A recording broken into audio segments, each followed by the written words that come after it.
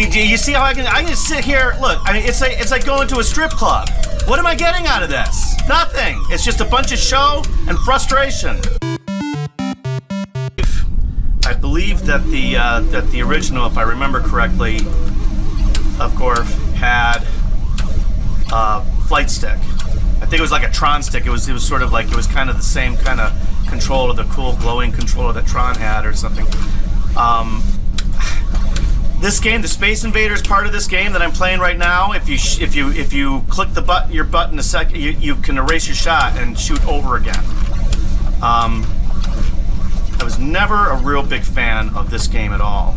For one thing, it's hard to see on some of these. So it was kind of like, it was sort of pretending to be like, this is obviously pretending to be Galaxian, even though it's nothing like Galaxian. It's even, if you can make Galaxian more boring, this does it. And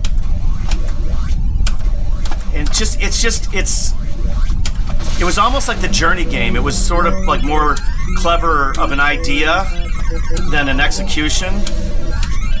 So I guess here it actually is Galaxian, so I'm not even sure then. See, and I'm not even watching. And I forget that you can move around like up and down. You can move on both axes on this one. And I forgot about that. And then the last one, I guess if it's a boss or level or something, before you go and just repeat all of this kind of boring shit all over again. I think the allure originally was, oh, this is cool, you know, because you were on limited, you know, quarters. You didn't just own a game and you could just play it as much as you wanted to. And I hate this. I remember just sitting there and just pounding the middle of this thing.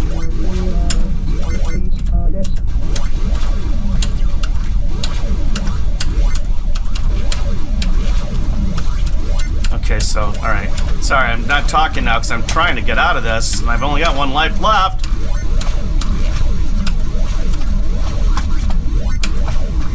Ah, come on!